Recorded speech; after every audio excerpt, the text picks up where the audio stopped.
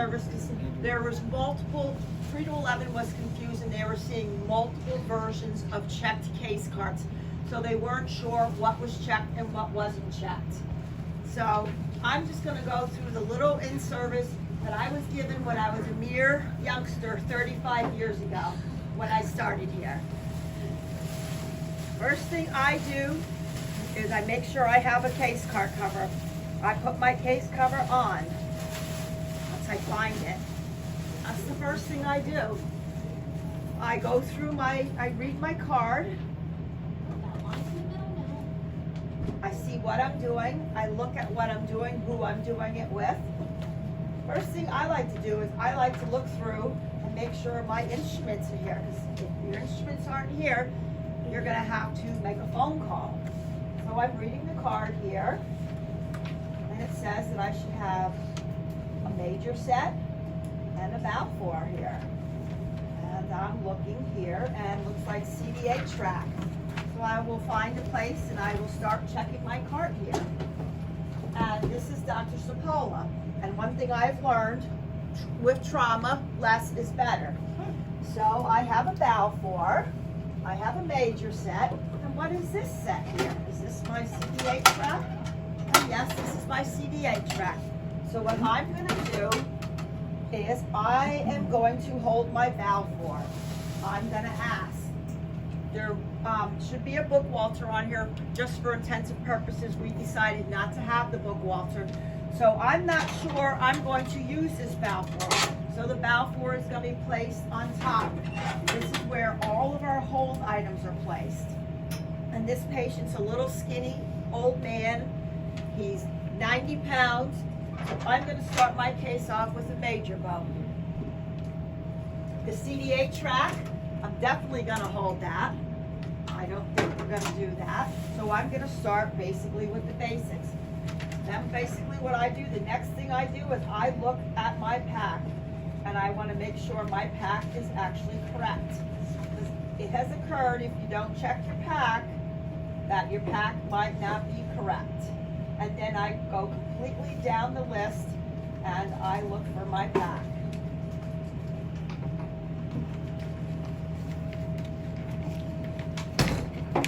Yep, I should have a lap lithotomy pack, so let's look. And here I do. I have a lap lithotomy pack here. So from here, then, I just start going down the list.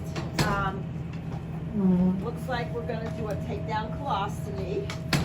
So I'm going to go down through the list. So this is a Foley. I'm going to hold the Foley because I'm not sure. If chances are high, this patient is probably already has a Foley. So I do not open up the Foley. I wait to assess the patient. I research my patient, or I have my circulator research the patient and let me know what lines and drains. And I'm going to continue going down the list. Then I'm supposed to have a grounding pad. So I'm going to find my grounding pad. I'm going to keep it front and center. I'm not going to put it in the bin because we're not opening it up onto the sterile field. Next thing, it's saying Dr. Cipolla drapes with an IO-band. So the IO-band is something that I will absolutely keep. And then I'm looking down the list, and there's 3 wound retractors here. So I'm going to go through, and they're all a hold. And I'm going to find my 3 wound retractors here. And I have 3. I don't know if I'm going to use them. I'm not going to open them. They're a patient charge. I'm going to have it here. I'm going to hold it. Next thing going down the list here is my Bovie Pencilette. It says it's an absolute open. So I'm gonna put that into my bin. And now I'm coming across all my staplers, all my reloads. So here's my stapler. I'm gonna pull the stapler out. I'm gonna look. I'm gonna find my reload. And I'm going to hold my reload. It says the pull suction is a hold. I'm going to put the hold on the pull suction. It's asking for doctor's gloves. So the doctor's gloves are going to go. I'm going to open up the doctor's gloves. I'm coming across this. I'm gonna pull this out. This gets attached to the smoky back bovie.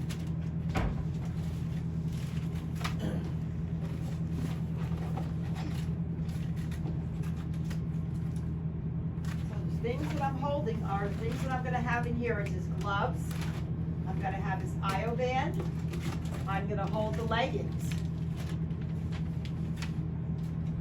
Going down the list, it's telling me that we are to open the 2 blades. Now I'm gonna look at the suture here. It's telling me that I should be opening 120 Vicryl SH. So I'm gonna open 120 Vicryl SH. I'm gonna hold 120 Vicryl SH. It's telling me that I should be opening up a PDS, a CTX. It's telling me I'm gonna hold one. It's telling me next on the list that there is supposed to be a looped PDS and they want us to hold that. Next on the list says I'm opening a 20 Vicryl SH. So I'm gonna put that in the drawer. Next, it's asking for a 20 proline. We're gonna pretend the 20 proline is here. It is not here.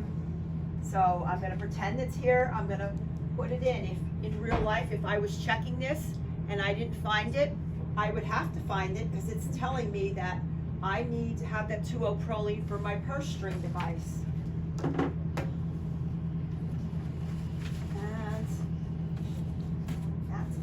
It here. And then I put my sticker on the case cart and I just put a tiny tab of it on because you have to be able to peel, SPD has to be able to peel that off. This is how I leave my case cart. All of this is hold. This is the pack you're opening. This is your major boat you're opening, and these are everything in the bin that I want opened. So, I guess I could go like this, put that there. I like that. Yeah, that's a good idea. Yeah. To me, this is a checked case cart. If you're not sure, and you want to do something extra, I guess you can go like this. And then if you want, you can get another case cart cover and put it on top. We've already done that with our 3-part flaps. We've already have covered them and then put in signs saying checked. Everything that you want to hold stays up top. Everything that you are opening, the correct pack, the correct instruments, your sutures, your blades, goes into the bin. To me, this is a universal sign that my case card is checked. You don't sign your case card? Yes. You don't sign your card? Yes, I do. Okay. I do. I do sign checked MWRN and I circle it and I write big and sloppy. You can see it. Oh, everybody knows my handwriting is sloppy. But it's big. It's there and I either put it here or sometimes I put it right in here. But yes, I mark all over my case card that my case card is checked. I tend to do this type of thing, but when I have 3-part flaps and it's going over the weekend, sometimes I will take a case cart or my team will take a case cart and cover it because we don't want anything disappearing, anything being added onto it. But to me, this is the universal sign that this case card is checked. If I walked up to this case cart and I saw this and I looked at this, in my opinion, this is a properly checked case cart. If I came across a case cart and there wasn't plastic on it and there wasn't anything up top and everything was in the bin, in my opinion, that's probably not a checked case cart. I think 3 to 11 is having problems deciphering the different versions of the checked case cards. And we're trying to work through and have a universal setup for rooms, for case cards, that at a glance we can see, like, this is checked, this is not checked. Does anybody have any questions? I may have missed, but where are those laminated signs gonna be? The laminated signs, they said, are going to be in control. Kim's gonna make like a folder or like a slot that hangs in there or something, she said. So if anybody has any questions, I think what might be happening is people aren't sure about the different versions of checked and not checked. So then other hands are on your case cart, and then you might not be happy in the morning. So I think this is a good universal sign. Are the other papers gonna be going away that they hang outside the rooms? No, We're still gonna do that. yes.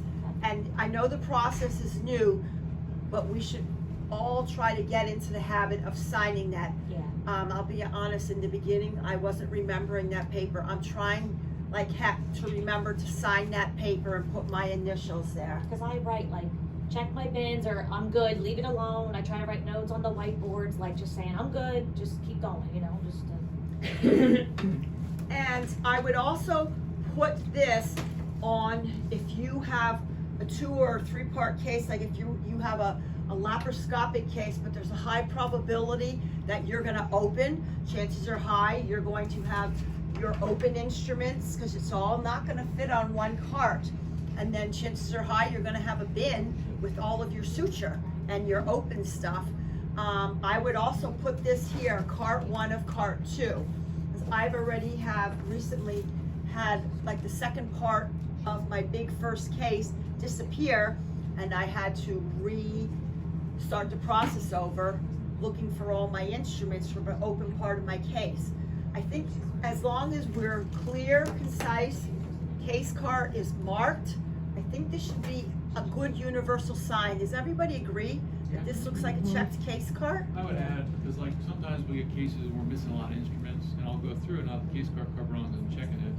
But I'll put a lot of notes on it, like, you know, missing these circled Correct. items, or, you know, pick Correct. these additional items that are circled, which either I didn't have time, or Correct. they ran out of time, or anything. Correct.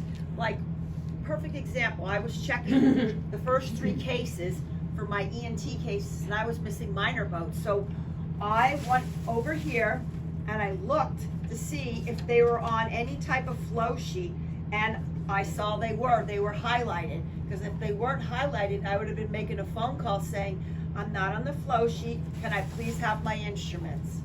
And yes, I make notes too, need the Savory dilators, I need my EGD scope, because you can't pull them at night in case there's an emergency during the next 16 hours you're not at work.